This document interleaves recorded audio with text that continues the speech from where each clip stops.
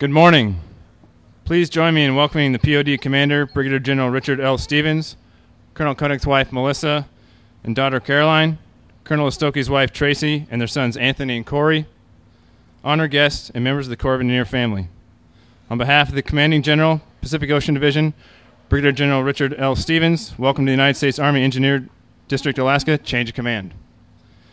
Members of today's official party are Brigadier General Richard L. Stevens, Pacific Ocean Division Commander, Colonel Reinhard W. Koenig, the Outgoing District Commander,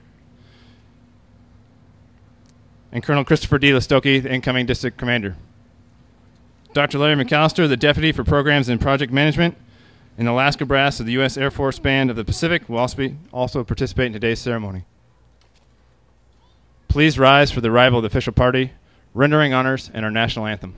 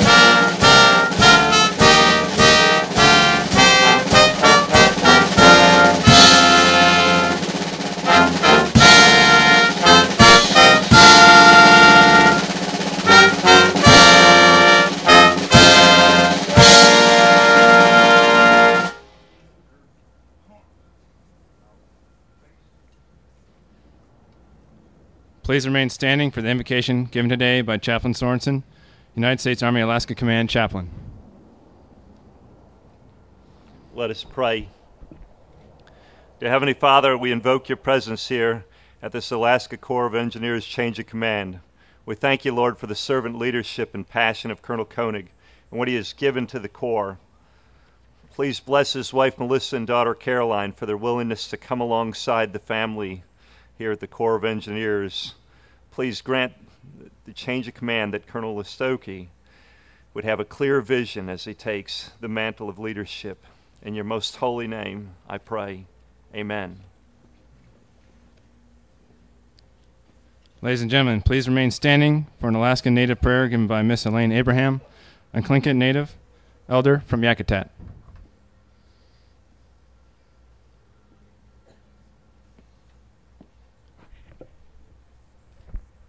Please join me in praying.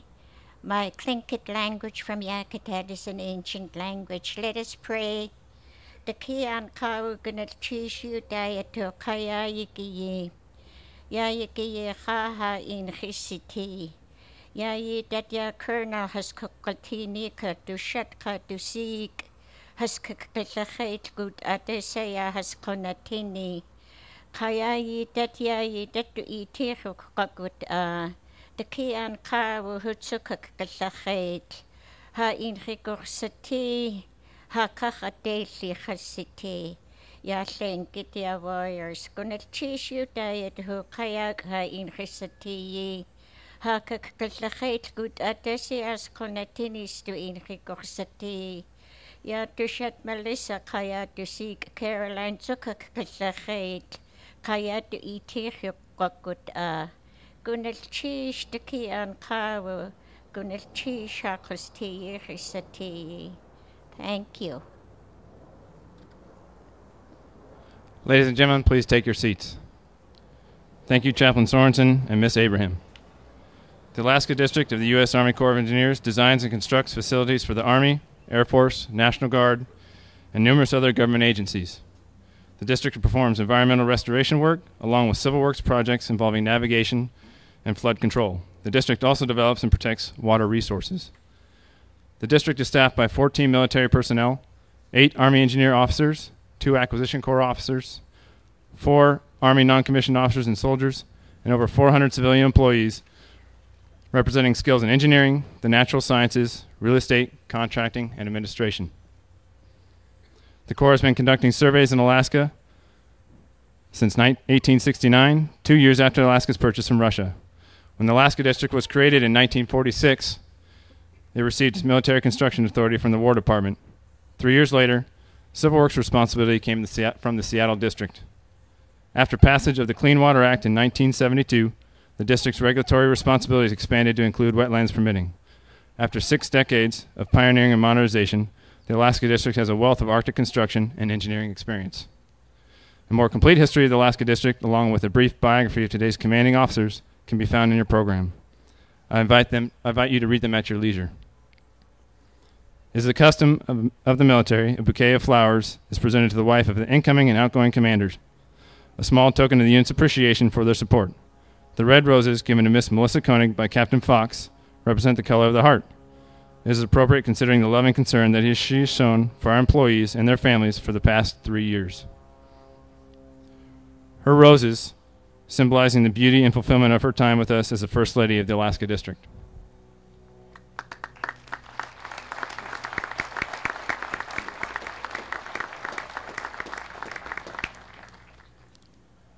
The yellow roses being presented to Miss Tracy Lestochi by Captain Warren are the traditional color of welcome. The flowers represent the anticipation of wonderful things to come.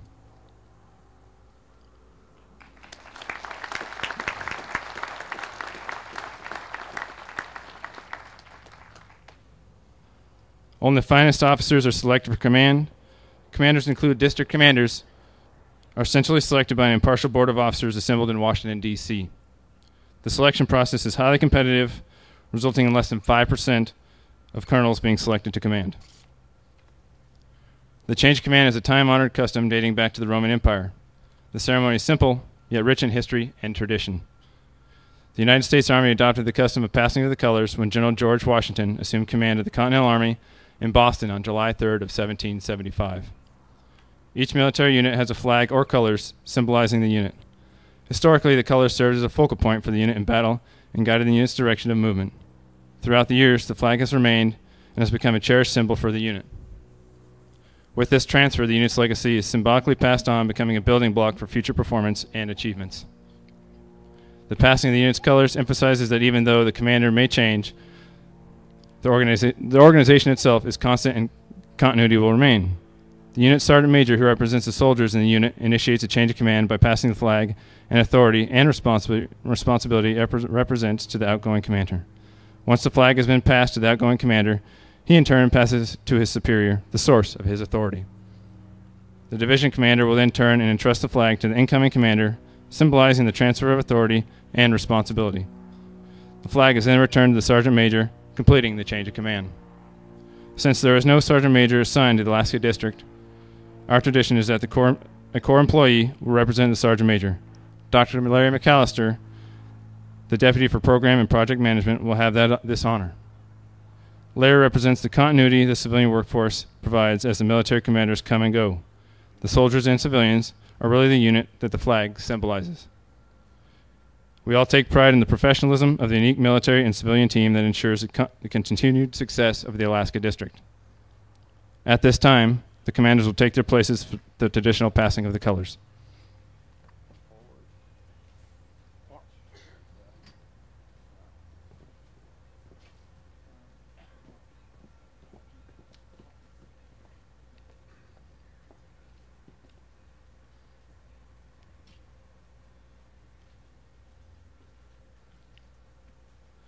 Dr. Larry McAllister will pass the colors to the outgoing commander for the last time.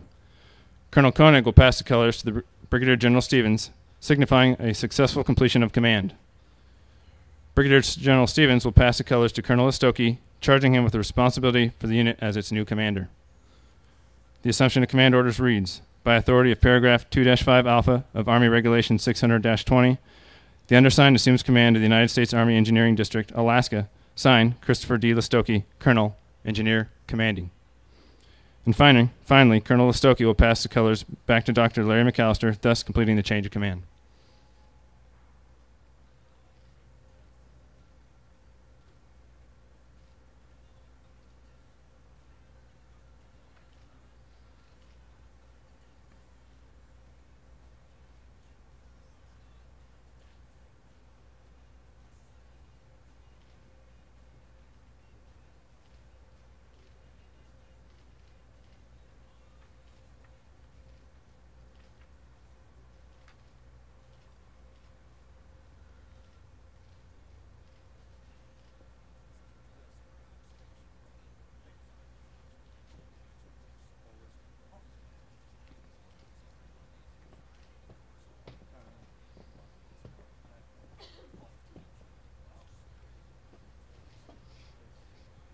Ladies and gentlemen, the commander of the Alaska Pacific Ocean Division, Brigadier General Richard L. Stevens. Good morning, everybody. Listen, on behalf of the entire Pacific Ocean Division family, it is indeed a personal privilege and an honor to be back here in Alaska, to escape the oppressive heat of Hawaii. And you know, I say to be back in Alaska. My last visit here to Alaska was in January. And it is just a tad warmer today than it was then. But let me just tell you, the beauty, the majesty that is Alaska is just as impressive in summer or winter. Now, before we begin today, let me just take a few minutes to recognize some very special guests. Family first. To the families, to the Koenig family, to the Lestochi family, thank you so much for being here and sharing this special day with our command. Lieutenant Governor Treadwell, sir, thank you very much. It's a pleasure to have you here and to recognize your service to this great state, the last frontier. I also would like to recognize representatives from our Alaska delegations, from our state and local governments, specifically our Native Alaskan tribal representatives that are here today, military leaders from across this state, and these commands are our Air Force, Army representatives. You are all very important partners, and it is through your efforts and the collaboration with the United States Army Corps of Engineers that they are able to provide the services and to accomplish the mission, the tremendous mission that they have. So thank you all very much for being here. I especially want to recognize the members of the Alaska District and your families.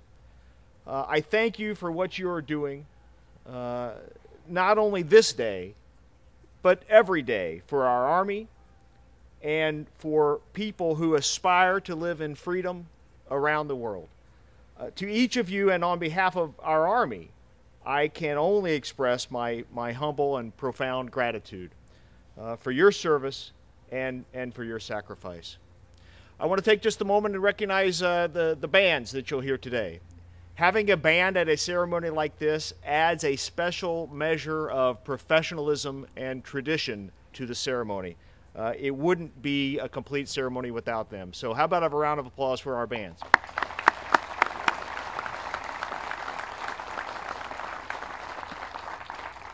Command. Command is perhaps the most significant achievement of an officer's career. It is the ultimate vote of confidence by one's superior officers. It is a job of immense personal satisfaction and at the same time, often unrelenting pressure. And I'm not just talking about when you have to rule on a regulatory CD5 permit request, Rhino. even that pressure cannot compare to command. But changes of command are inevitable. And a ceremony such as this is an historic event because it serves as a public demonstration of the continuity of leadership. That continuity is of a singular importance here as it demonstrates a resolute commitment to the people of Alaska. Most importantly today, this ceremony allows us to pause and to reflect on the Alaska District's most recent accomplishments, as well as to openly recognize two outstanding engineer commanders. As many of you know, should know, the state motto of Alaska is North to the Future. And as you heard briefly, the Alaska's engineers have been a part of building that future since the 1860s. Yes, the Corps of Engineers explored and surveyed much of the landscape that was then known as Seward's Folly.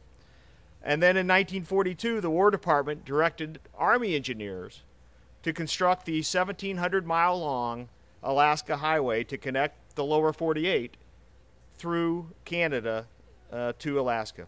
This monumental task is even today, a constant reminder of what engineers, well-resourced and well-led, can accomplish. Formally established as a district here in 1946, today the vast scope of this district's mission is very well recognized. Some 52 river and navigation projects along Alaska's nearly 44,000 miles of pristine coastline. Over the last 3 years, roughly $1 billion worth of military construction supporting our nation's military might in the Asia-Pacific region. A multi-billion-dollar humanitarian assistance program in Southeast Asia. A regulatory program that is the second largest in all of the United States Army Corps of Engineers. And all of this critical capability enabled by the expertise, the management skills, the passion of a highly skilled workforce of over 400 professionals that are truly the very heart and soul of this organization. Concrete and rebar may be the tangible results of this district's hard work. But ladies and gentlemen, it is the people who get the job done. People like Trish O'Feen, the Corps' first female resident engineer who tragically passed away last August, but not before leaving an indelible mark on this organization. People like Chris Bean. Chris is a drill rig operator, and he's the product of this district's Arctic Warfighter Intern program. And this program provides combat wounded warriors the opportunity to learn valuable skills and as they transition to civilian employment. Chris, along with 17 others, have benefited from that program. This district's employees know what it means to serve. They know what it means to sacrifice. Over the last 10 years, Alaska District has deployed nearly 70 folks in support of operations in Iraq and Afghanistan. This is a well-recognized burden, not just a sacrifice that they bear alone, but a sacrifice that is borne by their co-workers and by those for whom we serve here in Alaska.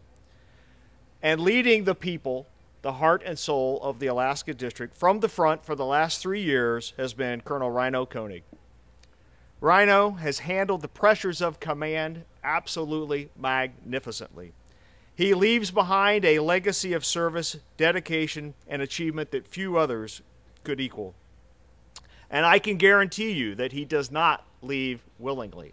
I also guarantee you I had trouble prying those colors from his hands. I can assure you that his pride in this organization and the people will stay with him for the rest of his life. Rhino, I know that Melissa shares in your pride, and well she should, because no commander can effectively do the things that they must without the support of their family. I also need to recognize the sacrifice of Melissa, who also wears our nation's uniform. And so, Rhino, to you, to Melissa, and to Caroline, we say congratulations on a job well done, and Godspeed as you move forward on your Army journey to the very symbol of our nation's military resolve, the Pentagon. And believe me, it is not as bad as you think. Rhino, we are all proud to have served with you. Congratulations.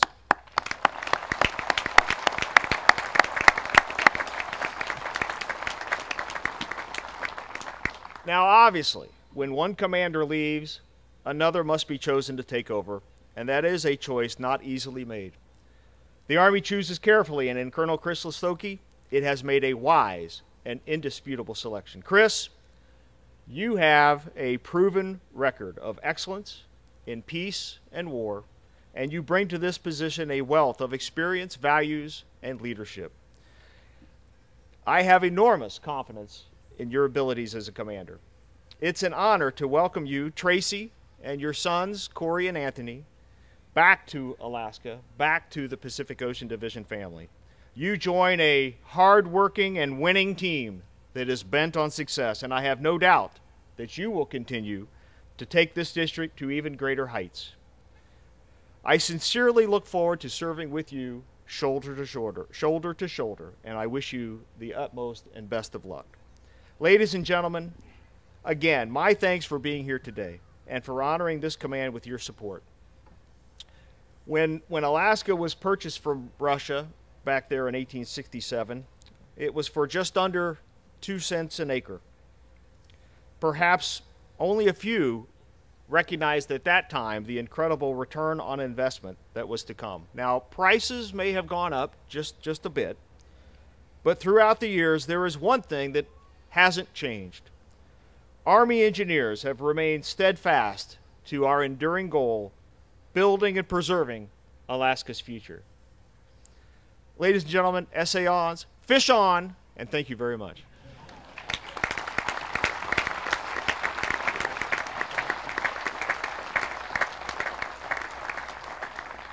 Ladies and gentlemen, the former commander of the Alaska District, Colonel Reinhard W. Koenig.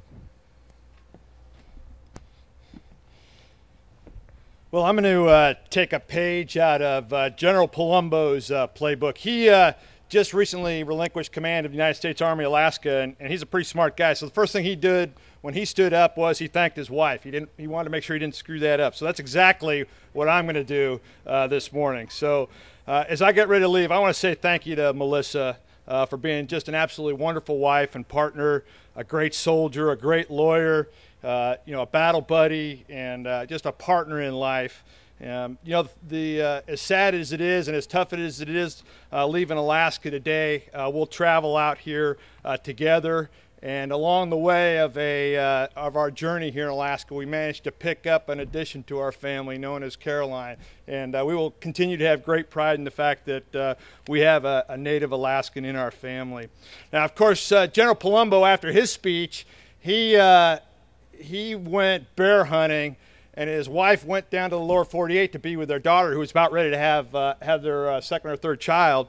Now, oppose that to Melissa and I. We're going to get on a boat in Whittier this afternoon, and we're going to head down to Bellingham and then spend about 9 days driving across the country. So when you consider all the great alone time, very close-up alone time that we're going to have over the next 16 days or so, you can kind of get a feel for why I think it's so important that I got this right, and I hope I did, sweetheart. I love you very much. So with that said, good morning. Lieutenant Governor Treadwell, Commissioner Lucan, Sullivan, Brigadier General Stevens and his wife Terry, fellow commanders, command sergeants major, fellow leaders from the federal, state, local, and tribal governments, other distinguished guests, way too numerous to name, and of course the people that I've had the privilege of standing shoulder to shoulder with for the past 3 years as we've accomplished our mission, the folks from the Alaska districts. Thank you for being here today, and thank you for being part of this time-honored tradition. Now, I know that normally this would be a really bad time to have a change of command ceremony and kind of bring the family together, the extended family together, but I got the fishing report from the Kenai this morning, and there's no fish, so you're just well enough being here today, so thank you for being here. I want to take the time to recognize and thank everybody that really had something to do with this ceremony and, quite frankly, the events that led up today. And certainly at the head of that list are Jackie Leisman. I know Jackie's running around here doing something right now, but the entire team from the front office, and Robin Norby and the entire team from the ULA staff that made today, and many of the great events that have occurred for the past week for me that I will continue to treasure throughout my life possible today. Of course, I'd also like to thank the band for being here today. Like the General Stevens said, they add a touch of class to these types of events, and I've personally enjoyed the music at numerous events throughout the 3 years I've been here. I want to thank my good friend for being here. That's Chaplain Ken Sorenson, who's also served not only as the district chaplain, kind of as an additional duty, and been there every step of the way as we've undergone both pride and tragedy in the organization, like every organization does over an extended period of time, but also being a personal friend as a personal chaplain. So Ken, thank you very, very much for being here and for everything you've done for me. I want to thank my lunch buddy and fellow member of the Talking Circle, Elaine Abraham, for being here today and providing those wonderful words for us and really providing an example of the great traditions the 229 federally recognized tribes and others have here in Alaska themselves. That's just absolutely wonderful. And I value our friendship and really the friendships that I have made traveling throughout this state, particularly with folks that we execute government-to-government relationships on an equal basis with. I think Marcia Combs is here. She's a senior leader in the native village of Eklutna and has been our partner and neighbor for many, many years, and we want to thank her for being here as well. I want to also thank, and not directly responsible for making today happen, but I want to thank three people that have made this an enjoyable experience for me, and they've been mentors to me both before and during command. And that's the 18th District Commander for the Alaska District, Colonel Bill and Brucey Kakel, who join us today. Thank you so much for being here. Colonel Shell and Karen John, who were the 21st Commanders here in the Alaska District Command Team. Thank you for being here and providing mentorship as a young captain to one Captain Koenig and a Captain Lestochi, I think, at one point in time as well. And then Tim and Linda Gallagher for being here as well. Thank you for your friendship. I could always count on Tim when I really had a tough issue that I really want to talk about. I could always drop by his office and say, hey, Tim, what's up with this? What do you think? And he'd always give me the unvarnished truth. So kind of lastly, for this part, I'd like to pause and say thank you to my parents, Ron and Kriemhild Koenig, who are two of the most wonderful people I've ever known. I guess you could kind of say, besides thanking the Lord God Almighty, they are most responsible for me being here today and ultimately gaining this opportunity. So Mom and Dad, thank you for this the incredible love and support that you provided me over the years and provided to Melissa and I. You know, a little over four or 5 years ago, our 52nd Chief of Engineers, now retired, Lieutenant General Robert L. Van Antwerp, he put us on what he called a path from good to great. And one of the first things he said was, in order to be a great organization, USACE needs to deliver excellence. We need to set the standard for our profession. We need to do something unique for the nation and the world, and we need to build our organization, USACE, to last. You know, I've kind of felt over the last 3 years under the watchful eyes from above of Brigadier General B.B. Talley, who's the father of military engineering here in the North. Through his watchful eye, we've done exactly that, and I think I could certainly make a case for it. And generally, General Stevens did a great job talking about that. But whether it was delivering bed-down facilities for two major programs for the Air Force, building facilities for 16th Combat Aviation Brigade, the 1st and the 4th Brigades of the 25th ID, 2nd Engineer Brigade, that great warrior transition battalion we were privileged to have here in Alaska, missile defense, whether it was planning, designing, constructing, or maintaining over 75 harbors, flood risk mitigation facilities, responding to floods, enabling operations at the port of Anchorage, executing thousands of regulatory permits per year, real estate service, supporting commanders and customers, our FMS program in India, HA program that the CG mentioned, and really one of the largest and most challenging environmental programs for USACE, and obviously the list just goes on and on. I think we can honestly, as a team, make the argument that we did create a great organization that's going to move on into the future. Of course, none of this would be possible without some great partners. One is obviously the people that provided the money, but really provided the partnership on program development and project development teams that allowed us to get the work done and get really what the commander out in the field and the supported customer out in the field really needed. The work itself, always, I think I would be remiss to mention, it entailed about $1.4 billion worth of obligations here in the state of Alaska.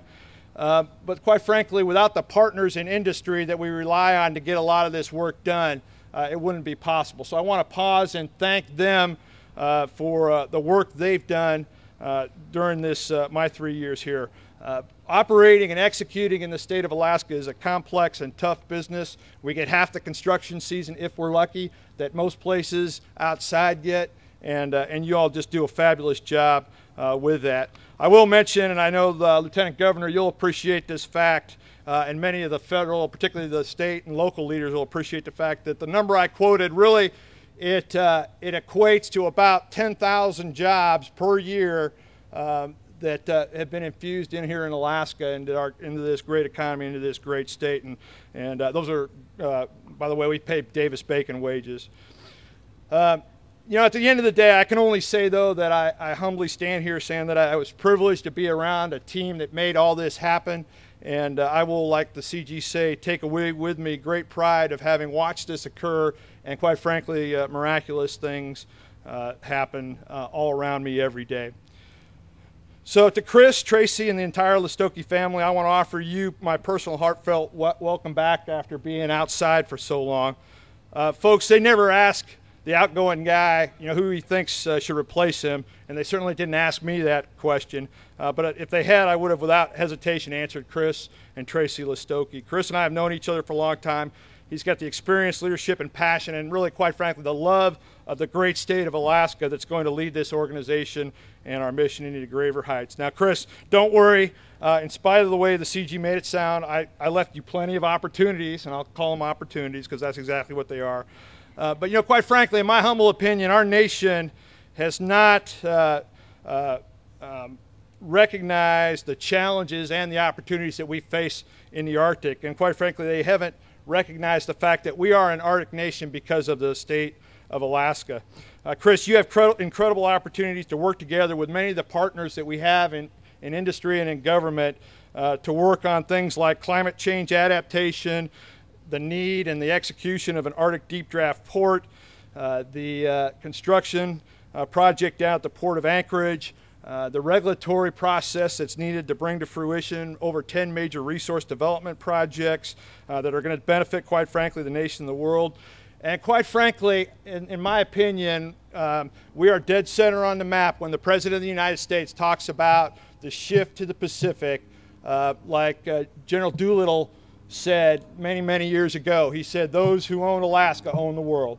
And I think that is definitely a message that we all need to make sure that we take back to Washington. I guess, unfortunately, I'm going to be the first one to be back to actually take it there. So yes, the workload is shifting, and I know you've heard, Chris, I know you've heard a lot about that and are concerned about that, rightfully so. And I know the structure of the district and the organization needs to change. The budgets in the federal government are changing. But I encourage you to embrace those changes as opportunities and as great challenges that are really going to make the district better and benefit our supported commanders, the state of Alaska, and quite frankly the world. So best of luck to you. You know, before I finally relinquish the microphone today, I would like to recognize a few more groups and a few more individuals that really made my time here in Alaska, you know, an absolute joy, and a few others as well. First, to the two deputies that I worked with really day in and day out, and that's Dr. Larry McAllister, who had the opportunity to pass the colors, and to Lieutenant Colonel Bobby Stone. I don't know of any commander that's had 2 deputies in place during his entire 3-year command, but I was absolutely privileged to have that opportunity, and it just made life so easy. Not just because of that, but because of their incredible dedication and professionalism. Quite frankly, these 2 individuals ran the district day in and day out, and they gave me a little bit of flexibility to lead it in the way that I saw fit, and quite frankly allowed me to get a lot of fishing done in spite of what other folks say. So thank you 2 very, very much, and God bless you and your families.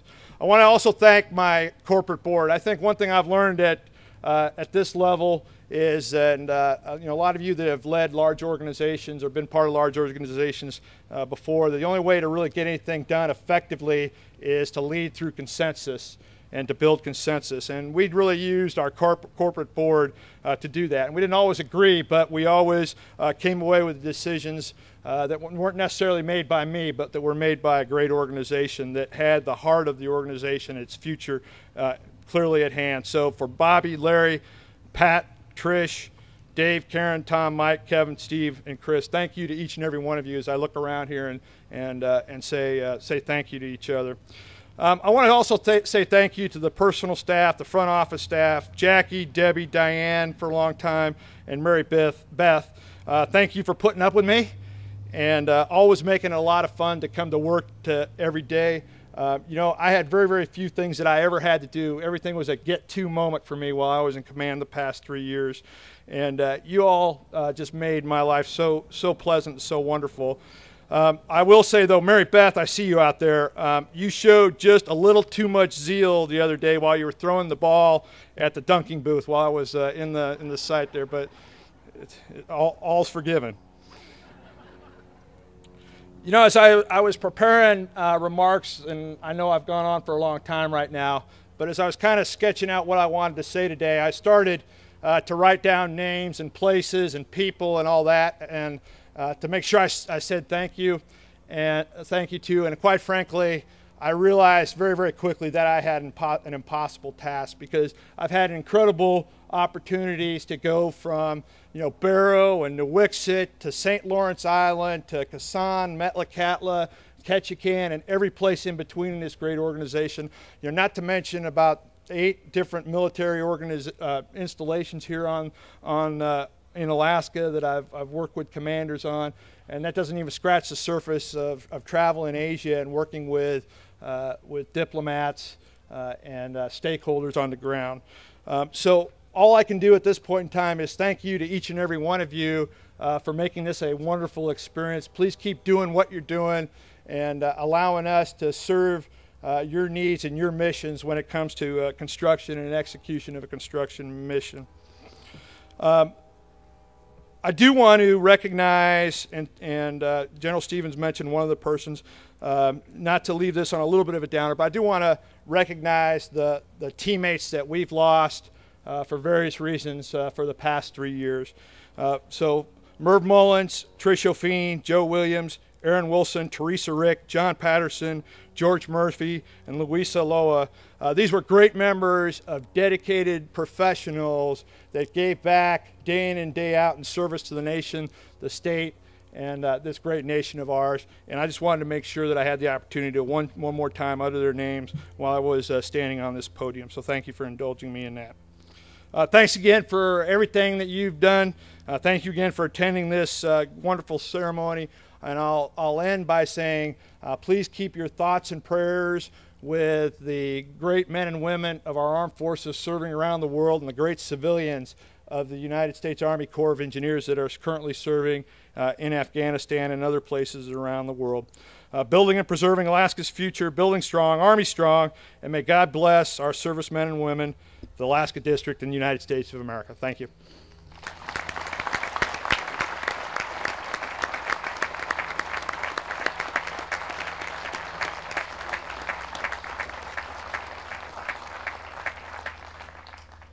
Ladies and gentlemen, the Alaska District Commander, Colonel Christopher D. Lestochi.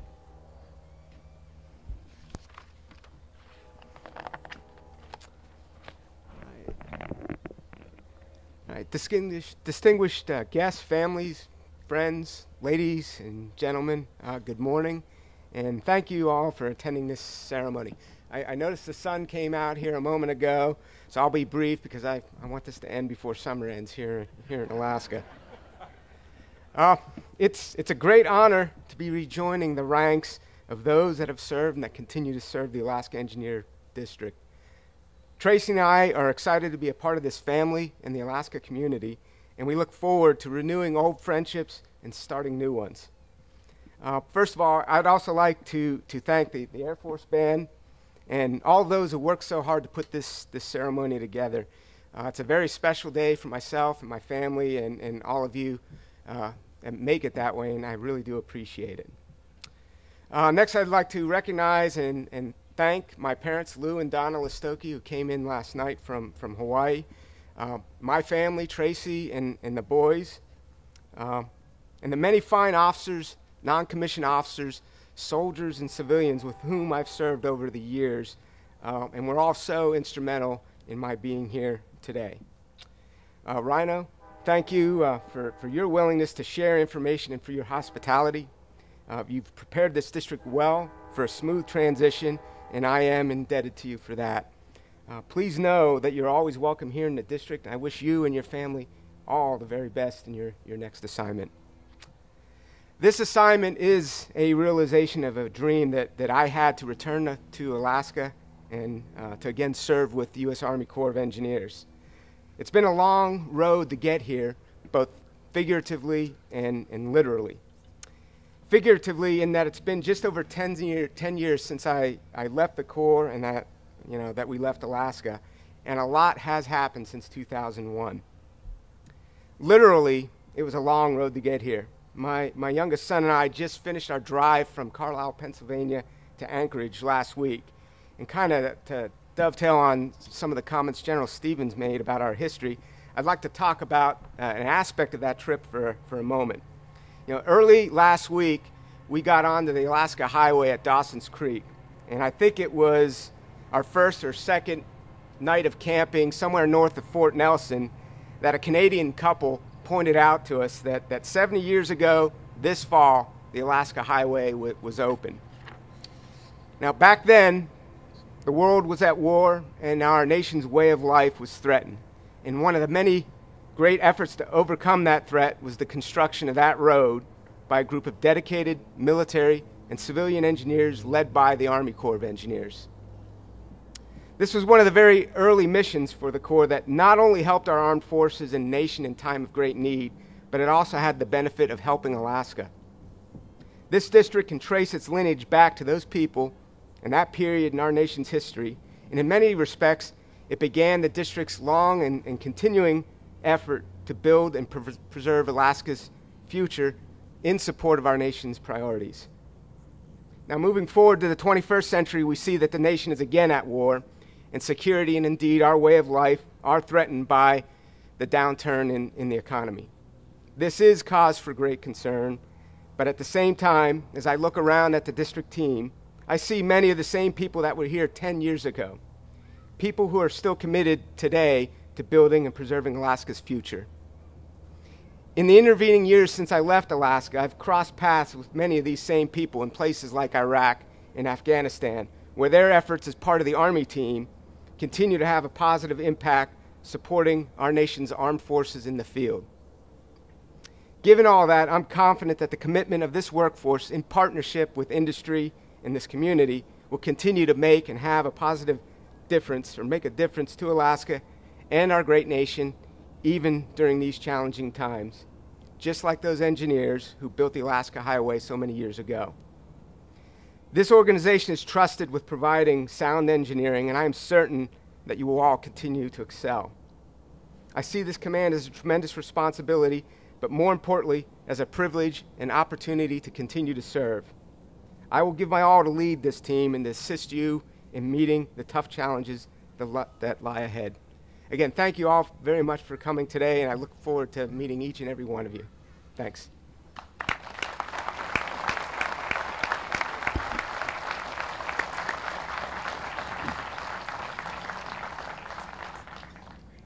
Ladies and gentlemen, please stand for the playing of the Engineer Song, USACE March, and the Army Song. The USAC March is in honor of Miss Koenig, who served in USAC for 3 years.